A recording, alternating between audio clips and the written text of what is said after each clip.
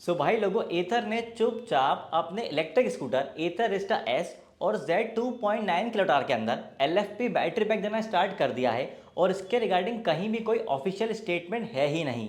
अब एथर ने LFP battery pack देना स्टार्ट क्यों करा है, LFP बैटरी पैक अच्छा है या बुरा, और LFP बैटरी पैक देने की वजह से एथर रिस्टा एस और Z वेरिएंट के अंदर क्या क्या चेंजेस आए हैं, इनके बारे में डिटेल में बात कर लेते हैं। सबसे पहले तो आप ये समझ लो कि ये LFP बैटरी केमिस्ट्री आखिर होता क्या है, क्योंकि भाई इलेक्ट्रिक व्हीकल के अंदर सबसे मेन चीज़ होती है बैटरी।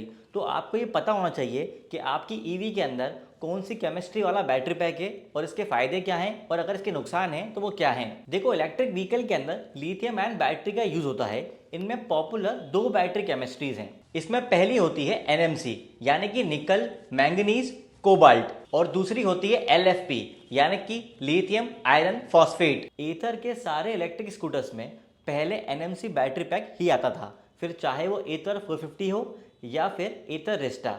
लेकिन पिछले कुछ 7 या 8 महीनों से एथर ने रिस्टा एस और Z 2.9 किलोवाट वेरिएंट के अंदर LFP बैटरी पैक देना स्टार्ट कर दिया है।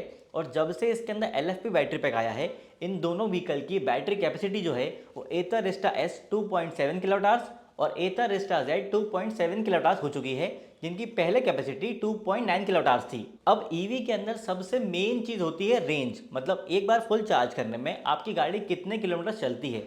तो भाई उस फिगर में इसमें कोई चेंज नहीं आया है। ये दोनों व्हीकल पहले भी एक्चुअल रेंज 80 से 90 किलोमीटर की बीच दे रही थी, और अभी भी LFP बैटरी पैक आने के बाद भी ये व्हीकल जो हैं वो 80 से 90 किलोमीटर की एक्चुअल रेंज दे रही हैं। अब आपके माइंड में सवाल आ सकता है कि भाई 2.9 से 2.7 हो चुका है बैटरी पैक, तब भी एक्चुअल रेंज कैसे आ रही है। तो भाई उसकी वजह यह है कि NMC बैटरी पैक के अंदर जो सेफ्टी पार्ट है वो ज़्यादा रखना होता है, जबकि LFP के अंदर सेफ्टी पार्ट कम रखना होता है। आपको अगर आसान भाषा में बताऊं तो आप NMC बैटरी पैक के अंदर 100% में से सिर्फ 80 से 85% बैटरी ही इस्तेमाल कर सकते हो, क्योंकि बाकी पार्ट आपको सेफ्टी के लिए छोड़ना होता है।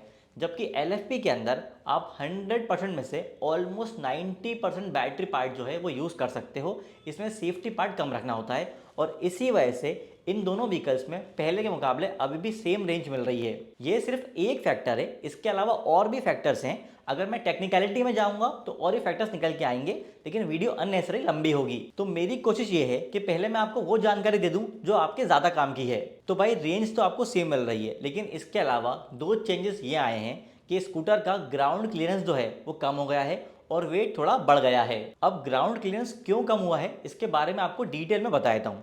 देखो, NMC सेल के मुकाबले LFP सेल जो है वो थोड़ा चौड़ा होता है, और एथर रिस्टा के अंदर इतनी जगह थी कि उसमें मैक्सिमम 3.7 किलोवाट का बैटरी पैक आ सकता है। देखो, यहाँ मैं आपको बता देता हूँ कि एथर रिस्टा के सारे वेरिएंट्स को अगर मैं मिला दूँ तो टोटल 4 मॉडल्स आते हैं।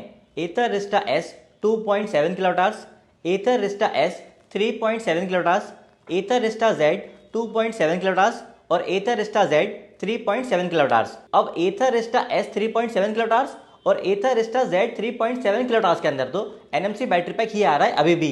देखो, जैसे कि मैंने आपको पहले बताया कि NMC सेल के मुकाबले LFP सेल थोड़ा चौड़ा होता है। तो मान लो ये एथर का बैटरी पैक है, ठीक है। इसमें पहले 2.9 किलोवाट आता था, पर अब इसके अंदर क्योंकि चौड़े सेल्स लगे हैं तो जाहिर सी बात है कि ये बैटरी पैक जो है वो थोड़ा बड़ा होगा। तो अब इसमें एथर के पास दो ऑप्शंस थे, क्योंकि अगर बैटरी पैक बड़ा हो रहा है तो उसकी हाइट जो है वो या तो एथर ऊपर से बढ़ा सकता है या फिर नीचे से।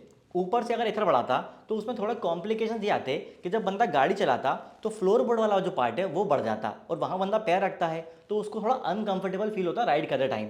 तो एथर ने सोचा एक काम करते हैं, इसको नीचे से बढ़ा देते हैं। उसकी वजह से ये होगा कि ग्राउंड क्लियरेंस कम हो जाएगा।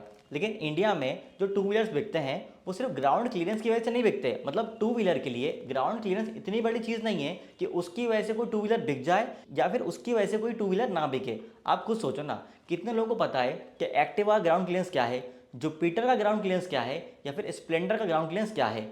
ग्राउंड क्लियरेंस टू व्हीलर के अंदर इतनी बड़ी चीज़ नहीं होती है, और इसी वजह से शायद एथर ने ये डिसाइड करा कि एक काम करते हैं, ग्राउंड क्लियरेंस को कॉम्प्रोमाइज़ करते हैं, क्योंकि भाई LFP बैटरी पैक देने के लिए कुछ ना कुछ तो कॉम्प्रोमाइज़ करना ही पड़ता। अब क्योंकि एथर जेड 3.7 के अंदर जगह बची ही नहीं है, क्योंकि उसमें पूरा बैटरी पैक जो है वो इंटैक्ट है, तो भाई वहाँ उनके पास ऑप्शन नहीं था उसको और बढ़ाने का, इसलिए एथर रिस्टा जेड के अंदर अभी भी 3.7 किलोवाट का एनएमसी बैटरी पैक ही आ रहा है। देखो इस पॉइंट पे मैं आपको एक चीज़ क्लियर कर देता हूँ कि इस चीज़ में जो मैं आपको अजम्पशन दे रहा हूँ या फिर जो मेरा अनुमान है वो हो सकता है कि एथर ने जो सॉल्यूशन निकाला है उसके वजह थोड़ा अलग हो, क्योंकि बात यह है कि इस चीज़ के रिगार्डिंग कहीं भी कोई ऑफिशियल जानकारी अवेलेबल ही नहीं है। तो यार जब ऑफिशियल जानकारी कहीं अवेलेबल ही नहीं होगी तो किसी ना किसी को कहीं तो अनुमान लगाना ही पड़ेगा, और इसी वजह से मैंने ये वीडियो बनाया है, क्योंकि इसके रिगार्डिंग कहीं भी कोई वीडियो अवेलेबल नहीं है पूरे इंटरनेट पर। हाँ, ये बात मुझे थोड़ी अजीब ज़रूर लगी कि एथर जैसा ट्रांसपेरेंट ब्रांड ने भी ये चीज़ को कहीं ऑफिशियली खुल के नहीं बताया है, यहाँ तक कि शोरूम वालों को भी नहीं पता है कि व्हीकल के अंदर कौन सी बैटरी आ रही है। पर सबसे मेन सवाल ये है कि क्या कस्टमर को नुकसान है एलएफपी बैटरी पैक आने से? तो भाई जवाब है नहीं, बल्कि कस्टमर को उल्टा फ़ायदा है, क्योंकि एलएफपी बैटरी पैक की लाइफ ज़्यादा होती है एनएमसी के मुकाबले, और एलएफपी बैटरी केमिस्ट्री का हीट मैनेजमेंट ज़्यादा अच्छा होता है एनएमसी बैटरी पैक के मुकाबले। तो भाई ये बैटरी सेफ भी है और ये ज़्यादा लंबी चलेगी भी। अब यहाँ पे आपके माइंड में एक और सवाल ये आ सकता है कि भाई जब ये एलएफपी बैटरी पैक इतना अच्छा होता है तो एथर ने इसे खुल के सबके सामने बताया क्यों नहीं है? तो भाई मेरे हिसाब से इसकी वजह ये होगी कि इंडिया में जो ज़्यादातर लोग इलेक्ट्रिक टू व्हीलर खरीदते हैं उनको इस बात से कोई लेना देना नहीं होता है कि उनके स्कूटर में कौन सा बैटरी केमिस्ट्री वाला बैटरी पैक दिया हुआ है। मतलब खुद सोचो ना, ज़्यादातर लोग जो iQube या चेतक परचेस कर रहे हैं उनमें 90% लोगों को नहीं पता होगा कि उनके स्कूटर में किस केमिस्ट्री का बैटरी पैक लगा हुआ है। जिस बात से उनको सबसे ज़्यादा मतलब है वो ये कि इसकी बैटरी जो है वो कितने साल चल जाएगी। तो यार बैटरी केमिस्ट्री के रिगार्डिंग लोगों को पता भी नहीं है और उन्हें इससे मतलब भी नहीं है। पर यहाँ मुझे एथर के रिगार्डिंग नेगेटिव चीज़ लगी है कि भाई उन्हें ये चीज़ खुल के बतानी चाहिए थी, क्योंकि ईवी के अंदर सबसे मेन चीज़ होती है बैटरी।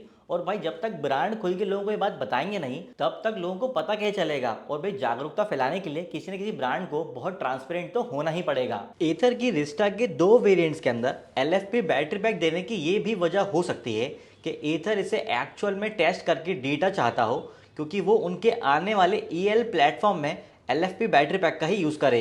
बाकी अगर देखो आपको ये पता लगाना है कि आपके स्कूटर में एनएमसी बैटरी पैक है या एलएफपी, तो देखो आपके स्कूटर में अगर आप बिल चेक करोगे तो अगर उसमें बैटरी कैपेसिटी 2.9 किलोवाट है तो वो एनएमसी है, और अगर उसमें बैटरी कैपेसिटी 2.7 किलोवाट है तो मतलब वो एलएफपी है। बाकी अगर आप स्कूटर को नीचे से देखोगे तो भी आपको समझ में आ जाएगा, क्योंकि आपको बैटरी पैक थोड़ा सा बाहर दिखाई देगा। और हो सकता है कि किसी शोरूम के पास पुराना स्टॉक पड़ा हो तो भाई वहाँ पे आपको एस और Z 2.9 किलोवाट वेरिएंट भी देखने मिल सकता है। बाकी यार देखो लास्ट में मैं आपको ये बताऊंगा कि मेरे हिसाब से तो आने वाले टाइम के अंदर बहुत सारी कंपनीज जो हैं वो एलएफपी बैटरी केमिस्ट्री के ऊपर शिफ्ट हो जाएंगी, और उसकी वजह यह है कि एनएमसी जो है वो बहुत ज़्यादा महंगा भी होता है और इसके एक्सट्रैक्शन प्रोसेस के अंदर ह्यूमन अब्यूसिव भी शामिल है। मतलब जो लोग इसको अफ्रीका के अंदर एक्सट्रैक्ट करते हैं, माइनिंग करते हैं, उनकी हालत बहुत ज़्यादा अच्छी नहीं होती है, जबकि एलएफपी सस्ता ही पड़ता है और उसमें वो सारी चीज़ें हैं जो एक ईवी कंपनी को चाहिए। तो उम्मीद करता हूँ आपको वीडियो पसंद आई होगी।